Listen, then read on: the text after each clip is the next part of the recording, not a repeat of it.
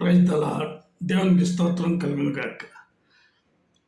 వాక్య సందేశానికి ముందుగా చిన్న ప్రార్థన చేసుకున్నామండి. ప్రేమ నమ్మకం గల మా ప్రియ పరలోకపు తండ్రి, కృపయు కనికరము గల మా దేవా, మీ పాదములకు ఆశ్చర్య మహాశ్చర్య కార్యములు చేయదగిన దేవుడు మీరు ఒక్కరే. అందరూ బట్టి స్తోత్రాలు చెల్లించుకుంటున్నాం. ఇచ్చిన పరిచర్యను ఆశీర్వాదకరంగా దేవునికరంగా చేయమని యేసయ్య నామమున ప్రార్థిస్తున్నాం పరమ తండ్రి, ఆమేన్. కీర్తన గ్రంథం 89వ అధ్యాయం 8వ వచనాన్ని నేను చదువుతున్నాను. యెహోవా సైన్యముల అధిపతి యోగు దేవా, యెహోవా నీ వంటి బలాఢ్యుడెవడు? యెహోవా నీ వంటి బలాఢ్యుడు ఎవడు? 6-7 వచనాలు ఇదే అధ్యాయంలో. మింటను యెహోవాకు సాటి అయిన వాడెవడు? మింటను యెహోవాకు సాటి అయిన వాడెవడు? దైవపుత్రులలో యెహోవా వంటి వాడెవడు? దైవపుత్రులలో యెహోవా వంటి వాడు ఎవడు? పరిశుద్ధ దూతల సభలో ఆయన మిక్కిలి భీకరుడు. తన చుట్టూ ఉన్న వారందరికంటే భయంకరుడు. కాబట్టి ఆయన వంటి బలాఢ్యుడు లేక ఆయన వంటి వాడు ఎవరు కూడా లోకంలో లేరు.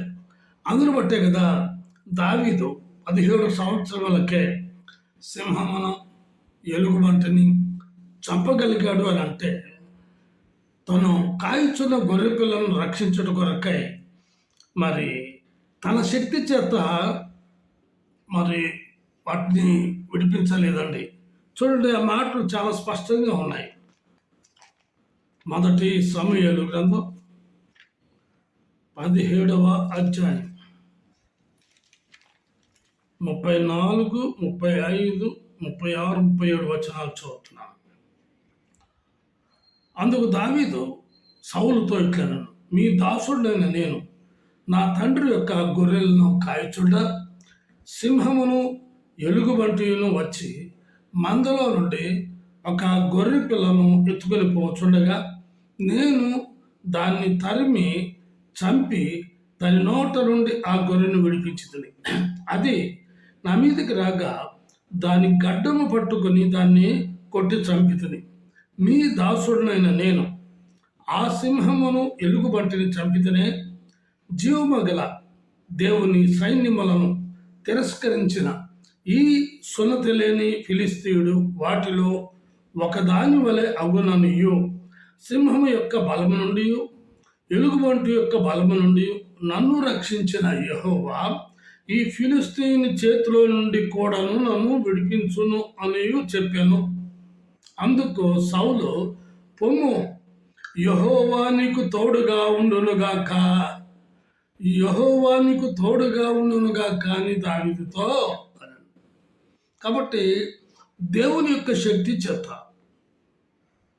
దేవుడు తోడుగా ఉన్న కారణాన్ని బట్టి తన గొర్రె పిల్లను సింహము ఎలుగుబంటి వచ్చి ఎత్తుకొని పోవచ్చుండగా వాటి నోట నుండి రక్షించినటువంటి దావీదు సున్నతి లేని ఫిలిస్తీయుని కూడా సునాయాసంగా జయించగలిగినాడు.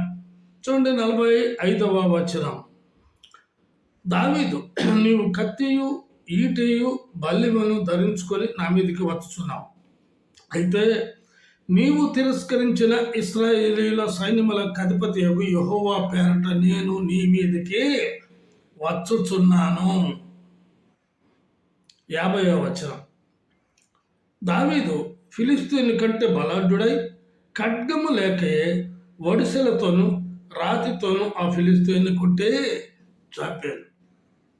ఏ సౌలు అయితే రాజుగా ఇశ్రాయేలుకు రాజుగా ఉండి ఫిలిస్తీయులు నాయకుడైనటువంటి గొల్లియాతును జయించలేక పోట చేత దావీదు ఏ విషయాలైతే తన జీవితంలో యవ్వన దశలో జరిగినాయో ఆ విషయాలు చెప్పిన తర్వాత యెహోవా నీకు తోడుగా ఉండునుగాక అని చెప్పి పంపించిన తర్వాత సునాయాసంగా దేవుని యొక్క శక్తి, కృప, దేవుని యొక్క తోడు ఉండుటను బట్టి జయించగలిగినాడని తెలియజేస్తూ ఉన్నాను. న్యాయాధిపతుల గ్రంథం చూడండి, మరొక దృష్టాంతం. న్యాయాధిపతుల గ్రంథం 14వ అధ్యాయం 5, 6 వచనాలు. అప్పుడు సంసోను తన తల్లిదండ్రులతో కూడా తిమ్నాతులకు పోయి తిమ్నాతు ద్రాక్ష తోటల వరకు వచ్చినప్పుడు కొదమ సింహము అతని ఎదుటికి బొబ్బరించుచూ వచ్చెను. యెహోవా ఆత్మ అతనిని ప్రేరేపింపగా అతని చేతిలో ఏమీ లేకపోయినను ఒకడు మేకపిల్లను చీల్చున్నట్లు అతడు దాన్ని చీల్చెను. అతడు తాను చేసినది తన తండ్రితోనైనను తల్లితోనైనను చెప్పలేదు. కాబట్టి యెహోవా ఆత్మ అతన్ని ప్రేరేపింపగా ఆత్మశక్తి చేత ఏ యొక్క సింహం కొదమ సింహము తన ఎదుటికి బొబ్బరించుతూ వచ్చినదో మేక పిల్లను చీల్చినట్టుగా చీల్చివేసాడు. తన సొంత శక్తి చేత కాదు. అక్కడ లేఖనాలు చాలా స్పష్టంగా వ్రాయబడి ఉన్నాయి. చూడండి, ఇదే మరి 15వ అధ్యాయం న్యాయపత్ర గ్రంథం 14, 15, 16 వచనాలు. అతడు లేహికి వచ్చు వరకు ఫిలిస్తీయులు అతన్ని ఎదుర్కొని కేకలు వేయగా యెహోవా ఆత్మ అతని మీదికి బలముగా వచ్చినందున అతని చేతులకు కట్టబడిన త్రాళ్ళు అగ్ని చేత కాల్చబడిన జనుప నార వలె ఆయను. సంఖ్యలను అతని చేతుల మీద నుండి విడిపోయాను. అతడు గాడిద యొక్క పచ్చి దవడ ఎముకను కనుగొని చెయ్యి చాచి పట్టుకొని దాని చేత 1000 మంది మనుషులను చంపాను.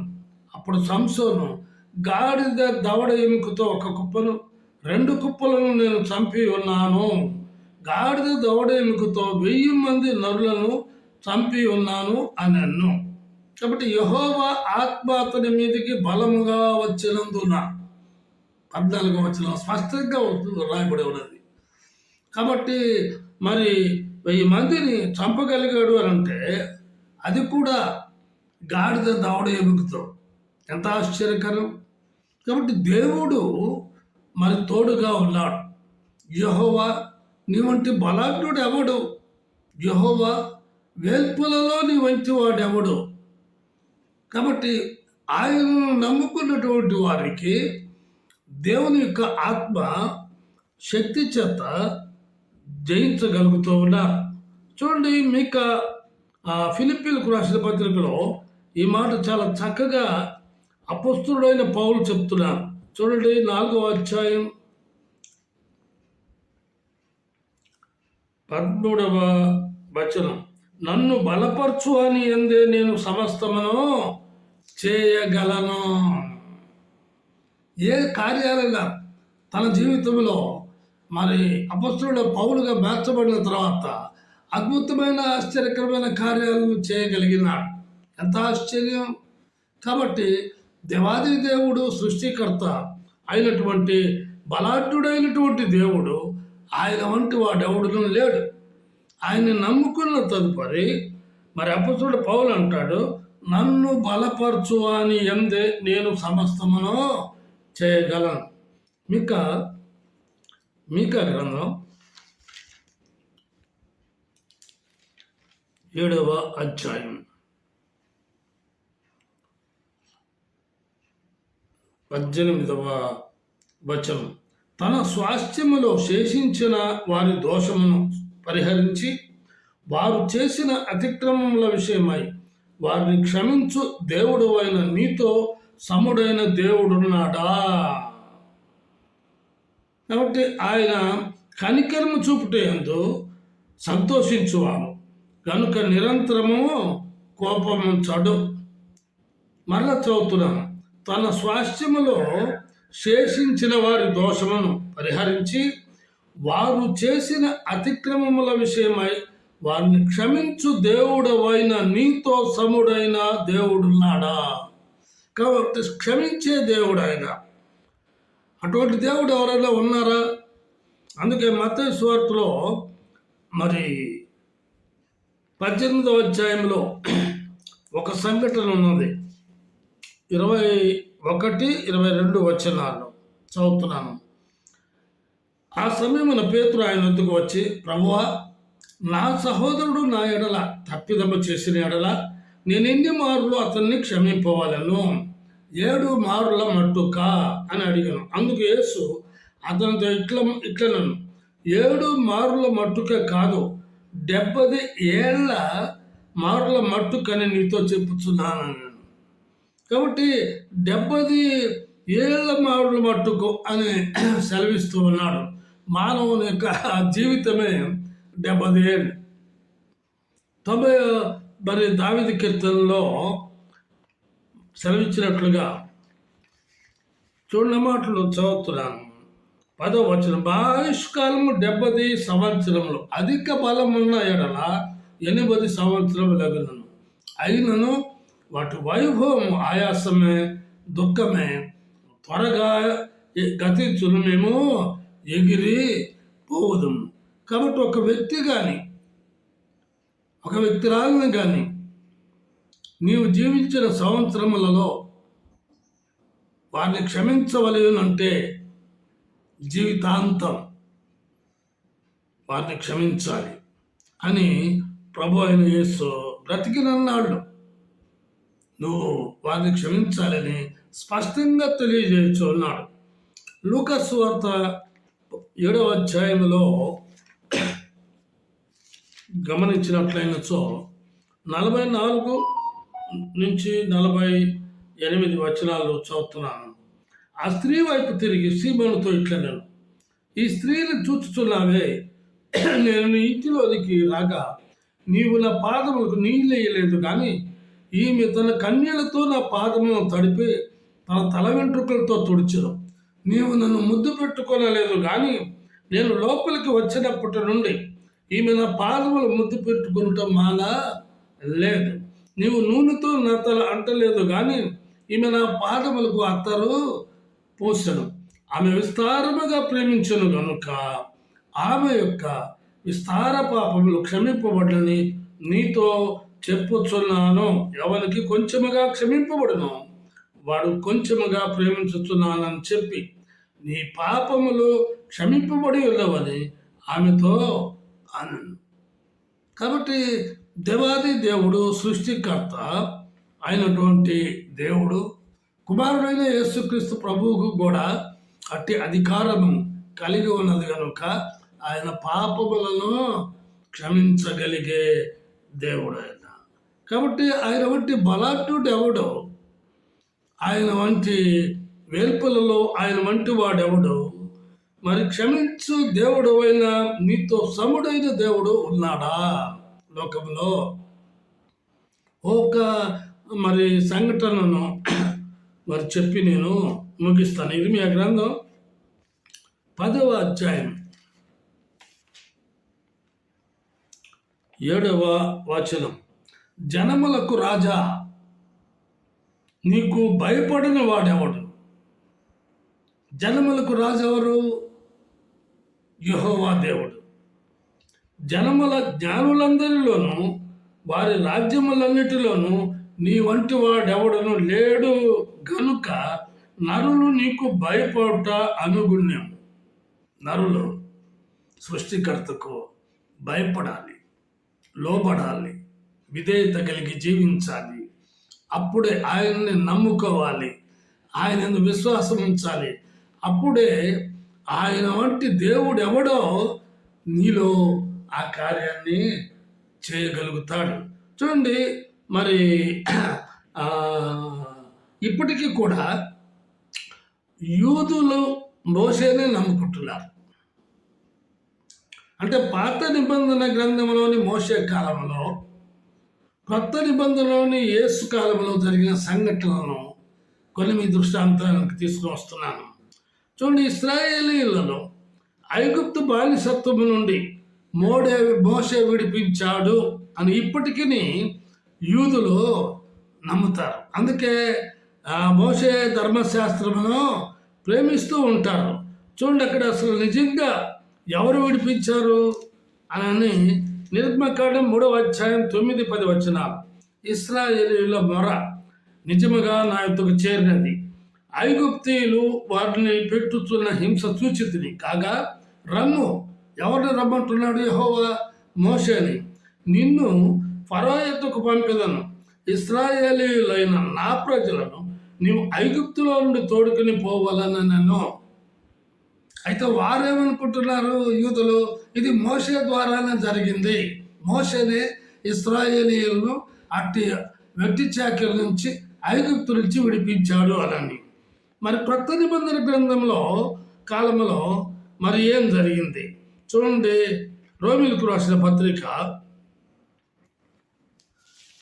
8వ అధ్యాయం 1-2 వచనాలు. కాబట్టి ఇప్పుడు క్రీస్తు యేసునందున్న వారికి ఏ శిక్షా విధి లేదు. క్రీస్తు యేసునందు జీవమునిచ్చు ఆత్మ యొక్క నియమము పాప మరణముల నుండి నియమము నుండి నన్ను విడిపించును. ఎట్లనగా ధర్మశాస్త్రము దేనిని చేయజాలకపోయినో దానిని దేవుడు చేశాను. పాత నిబంధన కాలంలో మోషే కాలంలో ఇశ్రాయేలీయులకు ఎర్ర సముద్రము దాటడమే తెలుసు. మోషే కాలంలో ఇశ్రాయేలుకు ఎర్ర సముద్రము దాటడమే తెలుసు. చూడండి, నిర్గమకాండం 14వ అధ్యాయం 29-30 వచనాలు. అయితే ఇశ్రాయేలీయులు 6 నెలలు సముద్రము మధ్యన ఉన్నప్పుడు ఆ నీళ్లు వారి కుడి ఎడమల ప్రక్కలను గోడ వలె ఉండను. ఆ దినమున యెహోవా ఐగుప్తీయుల చేతిలో నుండి ఇశ్రాయేలీయులను రక్షించెను. అయితే క్రొత్త నిబంధన కాలంలో మరి యేసు క్రొత్త నిబంధనలోని యేసు కాలంలో చూడండి, 1 తిమోతి రాసిన పత్రిక,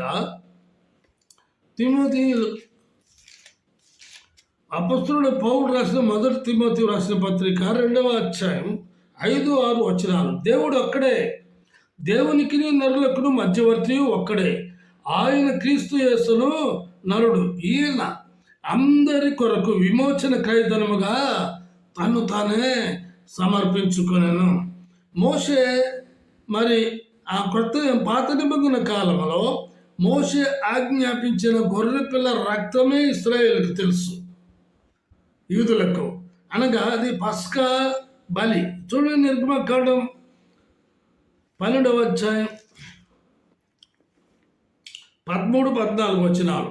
మీరున్న ఇండ్ల మీద ఆ రక్తము మీకు గుర్తుగా ఉండను. నేను ఆ రక్తమును చూచి మిమ్మల్ని నశింప చేయక దాటిపోయేదను. నేను ఐగుప్తు దేశమును పాడు చేయుచుండగా మిమ్ము సంహరించుటకు తెగులు మీ మీదికి రాదు. కాబట్టి ఈ దినమున మీకు జ్ఞాపకార్థమైనదగును. మీరు యెహోవాకు పండుగగా దాన్ని ఆచరింపవలెను. తరతరములకు నిత్యమైన కట్టడిగా దానిని ఆచరింపవలెను. మరి కొత్త నిబంధనలోని యేసు కాలంలో ఏం జరిగింది? యోహాను రాసినటువంటి 1 పత్రిక 1వ అధ్యాయం 7వ వచనం. అయితే ఆయన వెలుగులో నున్న ప్రకారం మనమును వెలుగులో నడిచిన ఎడల మనము అన్యోన్య సహవాసము గలవారమై ఉందము. అప్పుడు ఆయన కుమారుడైన యేసు రక్తము ప్రతి పాపము నుండి మనలను పవిత్రులనుగా చేయను. పాత నిబంధన గ్రంథములో నీతి ధర్మశాస్త్రం ద్వారా తెలియపరచబడింది. అయితే క్రొత్త నిబంధనలోని యేసు కాలంలో యోహాను మరి రాసినటువంటి సువార్త, యోహాను సువార్త 1వ అధ్యాయం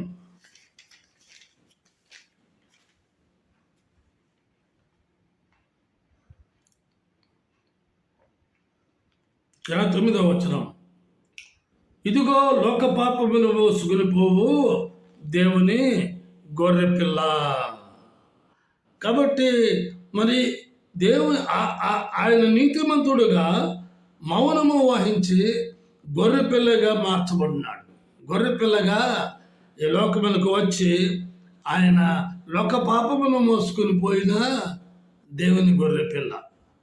నిన్న పాపములు ఆయన మరి మోసినటువంటి వ్యక్తి అని బాప్తిస్మ యోహాను స్పష్టంగా తెలియజేస్తూ ఉన్నాడు. మరి పాత నిబంధనలోని బలము భౌతికమైనది. అందుకే కదా మనము ఇందాక చదువుకున్న మా ఆయుష్కాలము 70 సంవత్సరములు, అధిక బలమున్న ఎడల 80 సంవత్సరములు అయినను మరి మాకు ఆయాసము, దుఃఖం. అయితే క్రొత్త నిబంధనలో నీ యేసు కాలంలో నీ నా పాపముల విషయమై ఆయన శిలువలో బలి సమాధి చేయబడి మరి ఆ తిరిగి లేచినటువంటి పునరుద్ధానుడు. అట్టి నిరీక్షణను మనకు అనుగ్రహించిన దేవుడు. అందును బట్టే యెహోవా వేల్పులలో నీ మంచివాడెవడు? యెహోవా సైన్యములకు అధిపతి యొక్క దేవా, యెహోవా నీ వంటి బలాఢ్యుడెవడు? వారిని క్షమించు దేవుడు అయిన నీతో సముడైన దేవుడు ఉన్నాడా? కాబట్టి మన దేవుడు బలాఢ్యుడైనటువంటి దేవుడు. ఆయన వంటి వాడెవడు కూడా, ఆయనతో సముడైన వాడెవడు కూడా ఈ లోకంలో లేరు.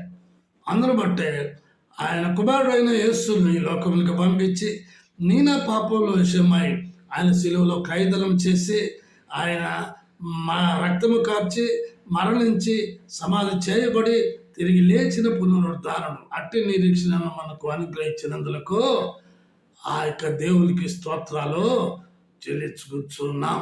ప్రార్థన చేసుకుందాం. ప్రేమ నమ్మకం గల మా ప్రియ పరలోకపు తండ్రి, యెహోవా వెల్పులలో నీ వంచివాడెవడు ప్రభువా? నీవు ఆత్మ శక్తి చేతనే దావీదు సింహమును ఎలుగుబట్టిని మరి ఆ చంపి గొర్రె పిల్లను రక్షించగలిగినాడు. అదే సమయంలో నా ప్రభువ మరి సౌలు ఆ ఇస్రాయేల్ పక్షము వహించి ఫిలిస్తీయుడైన గొలియాతును జయించలేక ప్రభు మరి దావీదు మరి తో కూడా చెప్పినటువంటి మాట, ఈ పొమ్ము యెహోవానికి తోడుగా ఉండును గాక అని సెలవిచ్చాడు. సునాయాసంగా సైన్యములకు అధిపతి యెహోవా పేరట మరి గొలియాతును జయించగలిగినాడు. మరి ఆత్మ బలముగా సంసోను మీదకి దిగిరాగా గాడిద దౌడ ఎముకతో 1000 మంది నరులను చంపగలిగినాడు. అపొస్తలుడైన పౌలు మరి సెలవిచ్చినట్లుగా నన్ను బలపరచు అని ఎందు నేను సమస్తము చేయగలనని తెలియజేయగలిగాడు. అట్టి కృపను నాకును మాకును ప్రభువా మరి వినుచున్న వారి అందరికీ దయచేయమని యేసయ్య నామమున ప్రార్థిస్తున్నాం పరమ తండ్రి. ఆమె తిరిగి వచ్చే వారం కలుసుకుందామండి. అంతవరకు సెలవు. దేవుడు మిమ్మల్ని